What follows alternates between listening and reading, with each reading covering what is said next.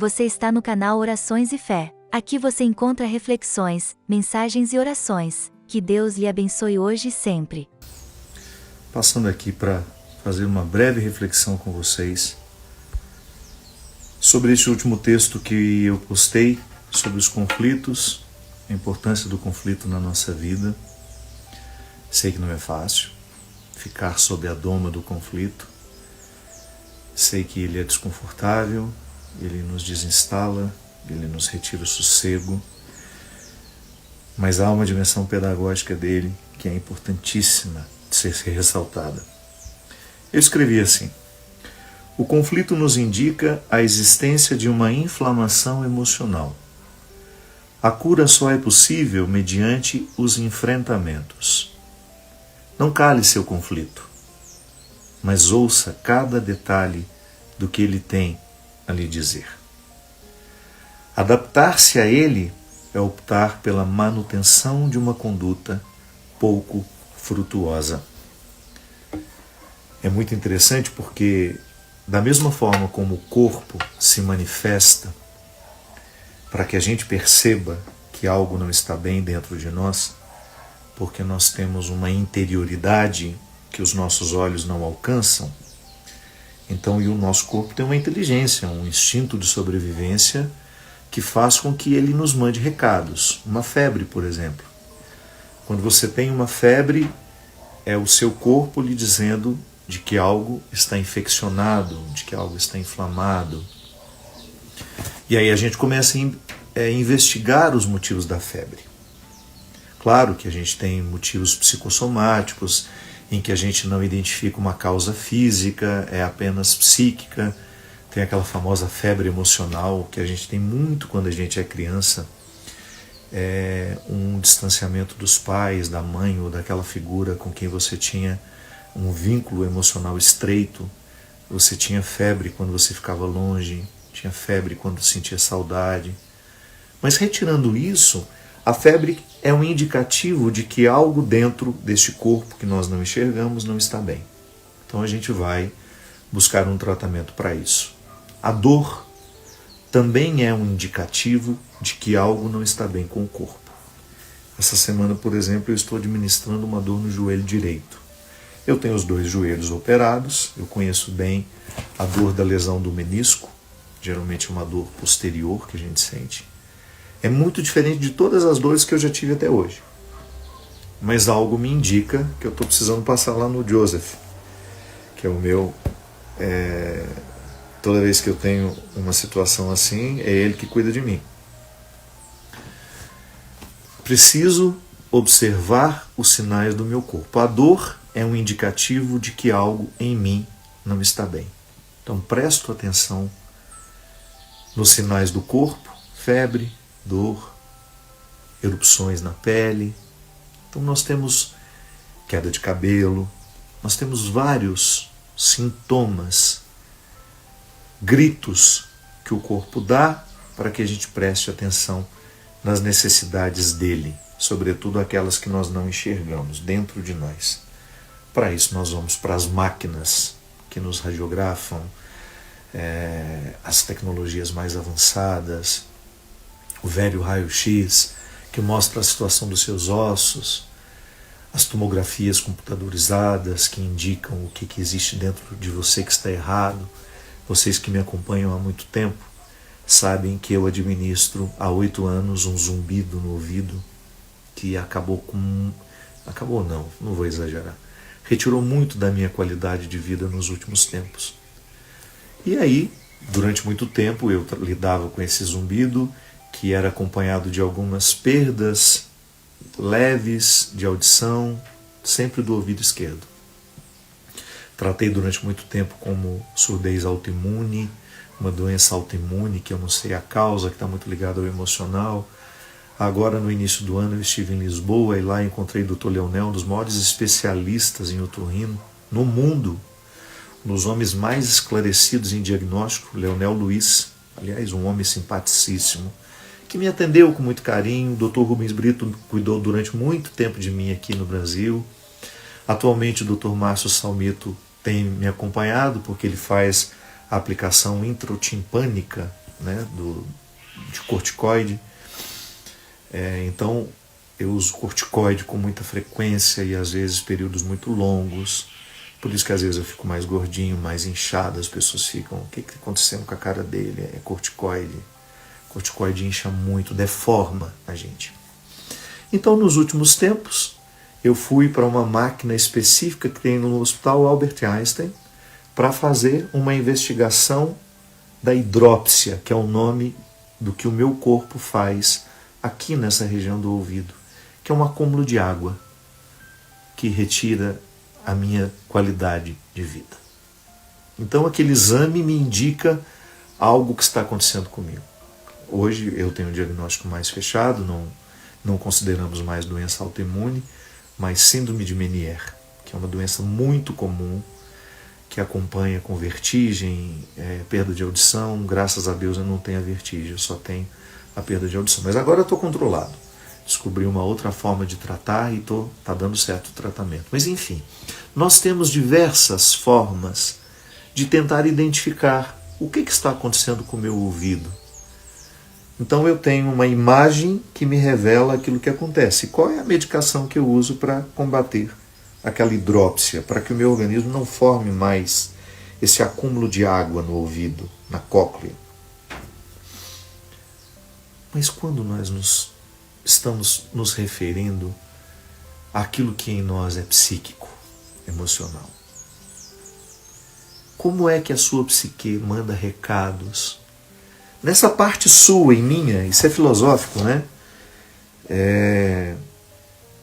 Toda vez que a gente se refere a nós o fazemos a partir de uma convicção de que existe uma parte aqui em mim, em você, que de alguma forma tem o controle de tudo. Dê o nome que você quiser. Eu gosto de chamar isso de consciência, que é o lugar onde Deus habita. Gosto sempre de fazer essa ponte religiosa, né? O discurso religioso vem junto com essa compreensão da psicologia, da psiquiatria. No meu cérebro existe aquilo que nós chamamos de consciência, que é o lugar que sabe tudo sobre mim. No meu livro, Por Onde For o Teu Passo, que lá esteja o teu coração, se você nunca leu, eu lhe recomendo. É um livro muito bacana. Falando do meu livro, falando que ele é bacana, desculpe-me. Eu gosto do livro. É um diálogo de um homem com a sua consciência, e a consciência é uma criança. Eu quis dar um significado assim: a criança, ela não tem rodeios. O que ela sabe, ela sabe. Ela não fica dissimulada. Claro, depois ela vai aprendendo a ser dissimulada, mas você, no primeiro momento da sua vida, você foi absolutamente honesta. Você foi extremamente transparente com o que você sentia e com o que você achava. Depois as pessoas lhe educaram para que você não dissesse tudo, dissesse apenas alguma coisa. Então a gente vai ficando dissimulado à medida que a gente vai sendo educado. Não deveria ser, mas a gente fica educado. Não digo tudo o que eu penso, não digo tudo o que eu acho, porque é uma lisura que eu procuro observar. Então eu estou diante de você, não gostei do seu corte de cabelo. Para que eu vou falar que eu não gostei do seu corte de cabelo, se isso não altera em nada? A não ser que eu tenha muita intimidade com você e eu sugiro, olha, da próxima vez, não sei o que você pensa sobre isso, mas eu acho que seu cabelo fica melhor assim. E você tem todo o direito de dizer, a cabeça é minha, o cabelo é meu e quem tem que gostar sou eu. Aí você dá um palpite na vida de alguém que você ama, se não. Mas nós temos essa parte de nós que de alguma forma não foi contaminada pela hipocrisia, pelos disfarces que nós costumamos dar. Nós chamamos isso de consciência. Quando essa parte de nós que tem o comando identifica que algo não está bem, ela manda um recado. E de que forma nós temos esse recado? Qual é a febre da doença emocional? O conflito. Se o corpo, quando adoece, precisa nos dar um indicativo de que algo não está bem com ele, uma febre, por exemplo, quando nós não estamos bem emocionalmente, a manifestação chama-se conflito. O conflito é a febre das emoções. O conflito é aquela realidade que lhe coloca um obstáculo entre aquilo que você é com aquilo que você está sendo. Aquele que você é e aquele que você está sendo. Pode ser que aquele que eu estou sendo hoje não tenha nada a ver com aquilo que eu sou na minha essência. Então eu fui assumindo coisas na minha vida que não me diziam respeito, e por ter medo de contrariar alguém, eu fui acatando aquilo como meu, foi ficando para mim, fui assumindo, não fui tendo coragem de dizer que aquilo não era para mim, que aquilo não tinha nada a ver comigo, e de repente aquela situação se avolumou e eu deixo de morar bem dentro de mim. E aí eu fico conflituado. A febre das emoções é o conflito. Fico conflituado, não caibo dentro de mim, não sei como agir, não sei como viver, como fazer. E o conflito, ele se estabelece dentro de nós assim, como uma espécie de espinho no travesseiro. Sabe, como se você tentasse dormir numa cama cujo travesseiro está forrado de espinhos. Toda vez que você deita a cabeça, você sente o espinho. Está desconfortável, não consigo dormir. Às vezes, aquele desconforto vai aumentando. E o que eu preciso fazer? Preciso enfrentar. Preciso pegar esse travesseiro e tirar espinho por espinho e jogar fora para que o travesseiro volte a ser confortável. Na vida emocional acontece a mesma coisa. Às vezes nós vamos permitindo que alguns contextos extremamente desconfortáveis vão ficando na nossa estrutura de vida, e a gente vai convivendo com aquilo, e a gente vai passando os dias, e a gente vai se adaptando a isso. É como se a gente se adaptasse à doença, como se você se adaptasse à febre. Não, o seu corpo não foi criado para ficar constantemente em estado febril. Aliás, a febre é um desconforto horrível. Você perde o ânimo, você perde a disposição. Você tem que tomar um antitérmico. Mas qual é o antitérmico para o conflito? Qual seria a porção que teria alguma ação sobre esse conflito? O enfrentamento. O que é o enfrentamento? É a capacidade, a coragem que você tem de colocar-se diante daquilo que está sendo desconfortável do ponto de vista das emoções para você. Por que eu estou sentindo isso? Por que eu estou tão desconfortável em mim? E você tentar identificar. Pode ser que você tenha assumido muita coisa que não era sua, que não era para você, que não tem nada a ver com você, e você foi se adaptando. Pode ser que você tenha estendido aquele relacionamento que você sabe que já acabou há muito tempo. Não existe respeito, não existe amor, não existe solidariedade, só existe a obrigação. Aquele relacionamento pode ser de amizade, pode ser de namoro, pode ser de casamento, pode ser o que for. Todo relacionamento precisa ser purgado. As nossas relações, até mesmo as obrigatórias, você precisa purgar a sua relação com seus filhos todos os dias. Ou se não é todo dia, né? Porque dá a impressão que a gente vai ficar aí eternamente terapeutizando tudo. Seria o ideal.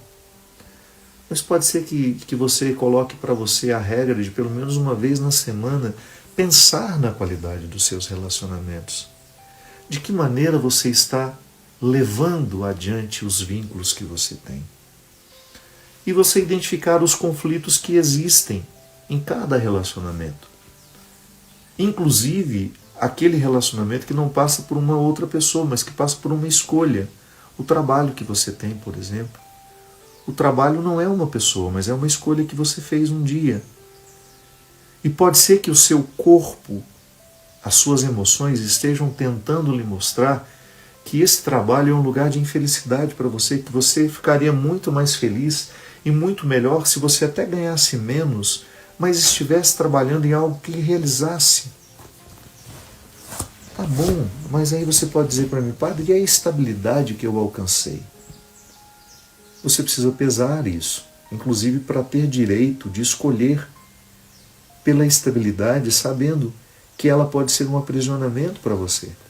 Mas até escolher a estabilidade, mesmo sabendo que ela lhe faz mal, precisa ser uma escolha. Esse conflito precisa ser sanado, precisa ser ouvido. Tá bom, eu chego à conclusão de que eu sou infeliz no meu trabalho, mas eu fico por causa da estabilidade. Mas você então fez o enfrentamento. Você chegou à resposta. O que é cruel é quando você não chega a uma resposta, mas você fica naufragada o tempo todo nas enormes ondas do seu descontentamento. Eu não ficaria num lugar, mesmo que me desse estabilidade, estando eu infeliz. Mas as outras pessoas têm o direito de viver isso. Sim, até para ser infeliz as pessoas têm o direito. E eu sei que às vezes é difícil a gente olhar isso e permitir que o outro seja infeliz. Quantas vezes eu quis mudar a cabeça das pessoas que eu amo, porque eu queria a felicidade para elas. Mas elas naquele momento não queriam o mesmo que eu, e eu precisava de alguma forma ficar bem com a opção de não poder interferir mais. Tá bom, a vida é sua, tudo o que eu tinha de dizer eu já disse, inclusive vou parar de falar, para não ficar aquela coisa desagradável também para mim, de ficar eternamente dizendo a mesma coisa, mas a partir deste momento viva o seu conflito e decida. Se é isso que você quer, então tá bom. Até para você ser infeliz você tem o direito. Até de ser infeliz você tem o direito. E eu não posso interferir na sua escolha. Mas é bom que essa escolha tenha passado pelo enfrentamento. Eu enfrento os meus conflitos. Eu não deixo para amanhã. Tá bom, esse amanhã, minha gente, eu não preciso ler literalmente, compreender literalmente. Às vezes o amanhã é mês que vem, ou depois dessa pandemia. Eu cheguei à conclusão de que... muitas pessoas já concluíram isso antes de mim. Eu assumi isso para mim como uma regra de vida. Que eu nunca posso tomar uma decisão importante quando eu estiver muito feliz ou quando eu estiver muito triste. Decisões importantes só devem ser tomadas quando eu estou no equilíbrio das minhas emoções. Nem tanto lá, nem tanto cá. Para mim tem dado certo. Às vezes eu passo por momentos difíceis em que eu quero reagir imediatamente. Eu penso, para que eu vou reagir a isso agora? Se a vida ainda está trabalhando. A vida ainda está trabalhando. Quantas coisas eu achei que eu tinha a compreensão delas e de repente eu percebi que não tinha nada e o tempo me mostrou, meu Deus, que ilusão a minha. Pensar que eu tinha resposta para aquilo, mas não tinha. Às vezes eu achei que eu estava enxergando a verdade, não era. Era um equívoco. O tempo veio e desmentiu. Então hoje eu tenho tido muita paciência comigo. Muita paciência. Eu preciso ter. Porque senão a minha vida será pautada a partir dos impulsos. E eu não posso ser impulsivo. Eu cheguei à conclusão de que para mim a impulsividade me coloca num contexto de muita burrice. Burrice racional e burrice emocional. A minha impulsividade me faz dizer o que eu não devo, fazer o que eu não deveria fazer. Então eu tenho dado um freio, colocado um freio na minha impulsividade, mas eu não fujo do conflito. Toda vez que as minhas emoções, que a minha vida emocional quer me dar um recado por meio dos conflitos, eu recebo na sala de estar, na sala principal da minha vida. Ponho todos os conflitos e vou ouvi-los um a um. Conflito no trabalho? Está aqui, vou ouvir. Conflito com a minha mãe? Vou ouvir. E aí você vai enumerando as pessoas que compõem a sua ambiência emocional. A gente tem conflito com todo mundo, pode observar. Em algumas situações os conflitos se agravam porque a gente vai deixando avolumar. Mas é tão importante a gente ouvir o que eles têm a dizer. Não ficar deixando para amanhã, sabe? Quantas pessoas eu já identifiquei extremamente infelizes porque não souberam ouvir o conflito de cada dia. Quantas vezes eu mesmo fiquei extremamente infeliz porque não consegui administrar o conflito meu de cada dia.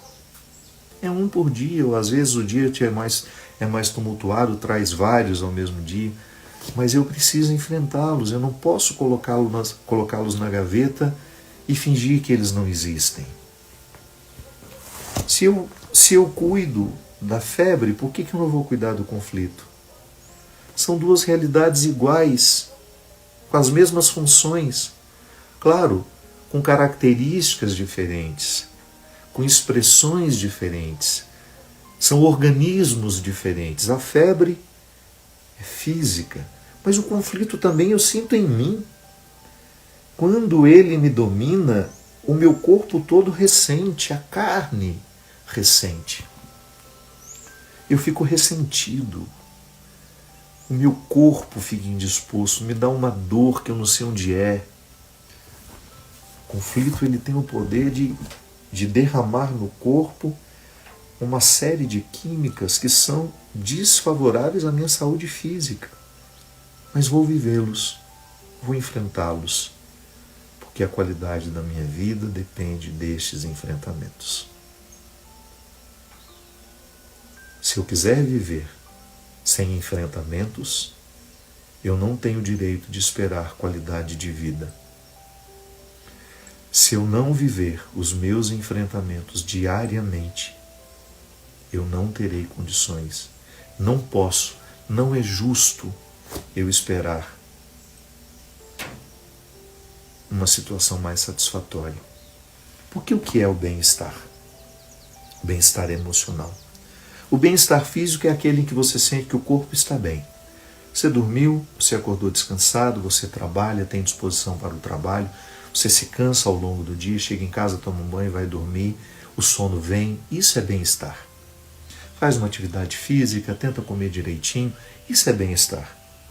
Mas nós precisamos falar do bem-estar emocional, que é quando você percebe que essa parte de você que tem comando de tudo, que eu gosto de chamar de consciência, ela está em paz. E eu fico bem no corpo que eu tenho.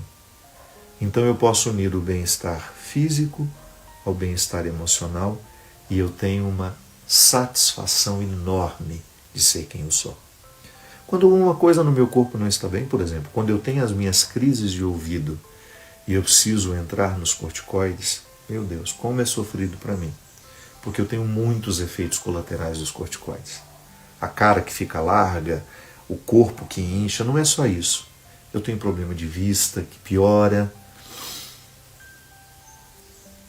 Então, o desconforto físico, aquela sensação de plenitude no ouvido, o zumbido que não vai embora,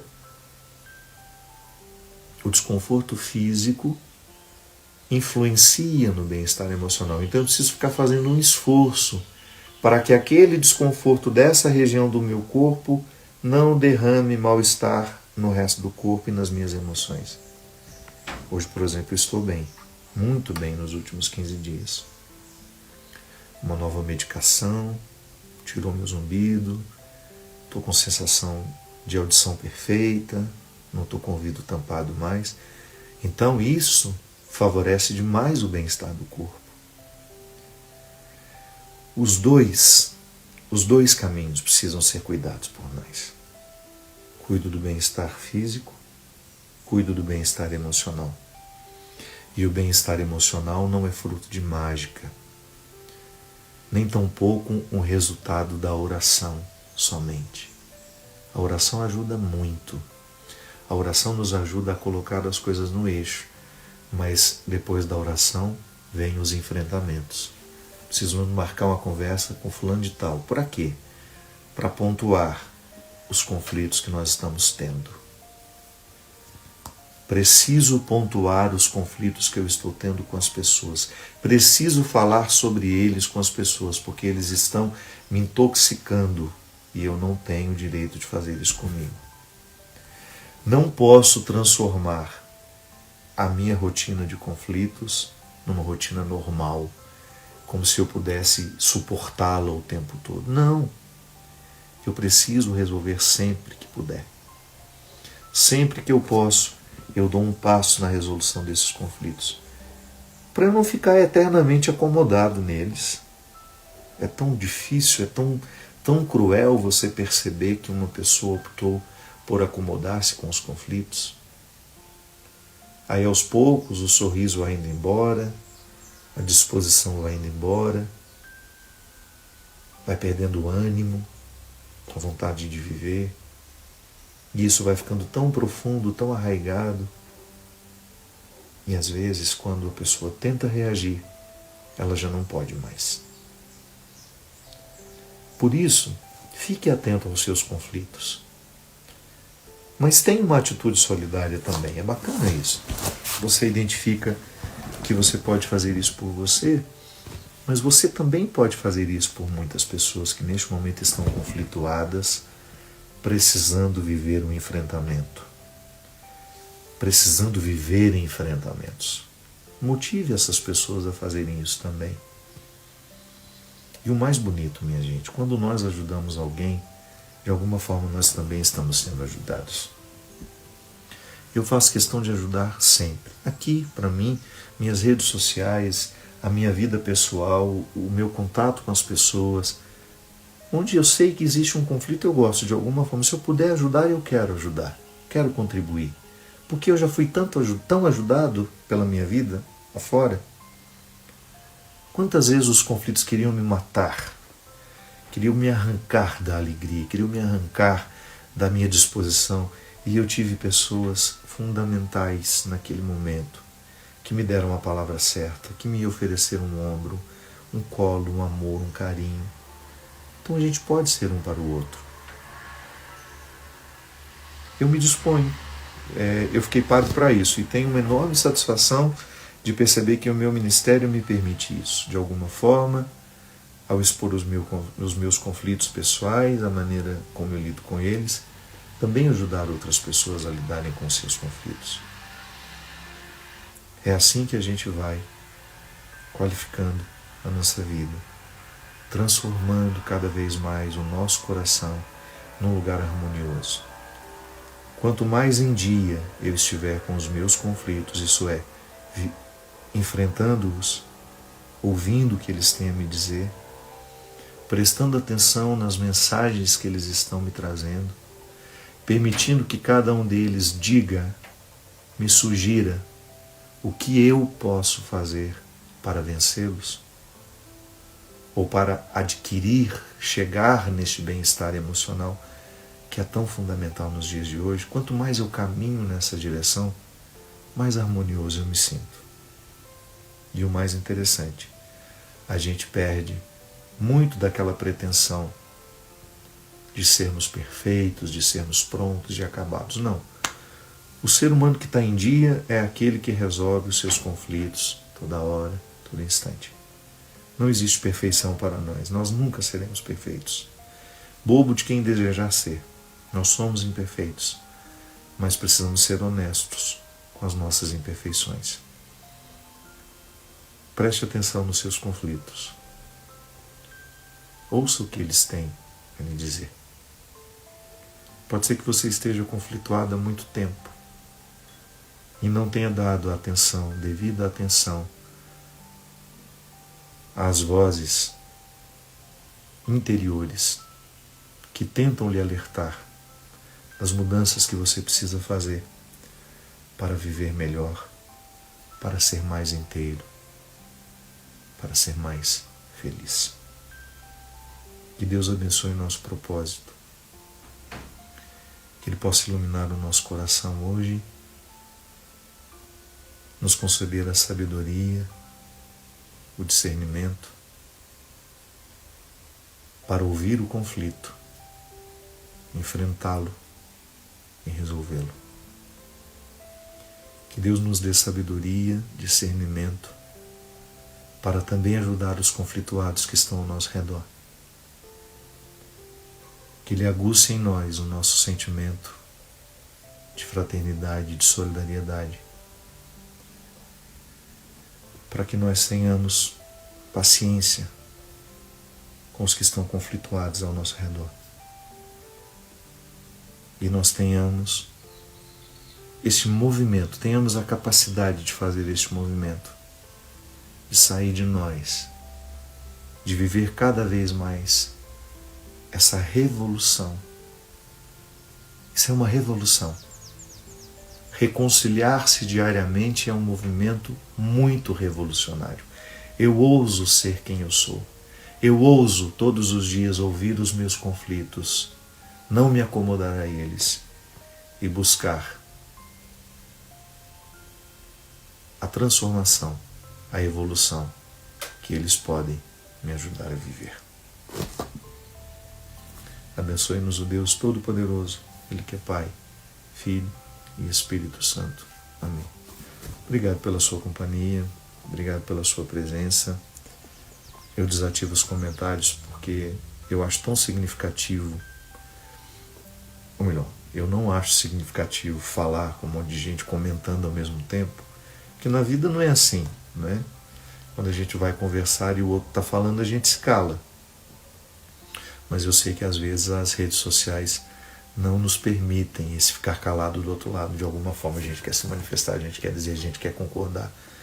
Então, quando eu desativo o comentário, não é porque eu estou ignorando o que você tem a dizer, não. É porque eu considero que seja importante neste momento a gente estabelecer uma comunicação assim. Eu sinto falta de ouvir. Às vezes eu falo muito pouco, eu falo muito. E eu tenho necessidade de ouvir. E eu gostaria muito de ouvir. Gostaria muito de ouvir. Eu gostaria muito de que alguém refletisse comigo as minhas questões. Então, quando eu desativo, não é porque não é importante o que você tem a dizer. É porque eu estou considerando muito importante o que eu estou dizendo neste momento, que é do fundo do meu coração que nasce o meu desejo de dizer a você, de falar com você, e que isso que eu esteja falando, que tanto faz sentido para mim, possa fazer sentido na sua vida, e você crescer também, e você avançar, e você evoluir cada vez mais, você estar num estado de pertencimento, sabe? Você ser sua, você ser seu, com todos os seus conflitos, consciente deles, consciente de todos os conflitos que você tem, mas não acomodadas a eles. Muito obrigado pelo carinho. Até a próxima. Deus lhe abençoe e ilumine hoje e sempre.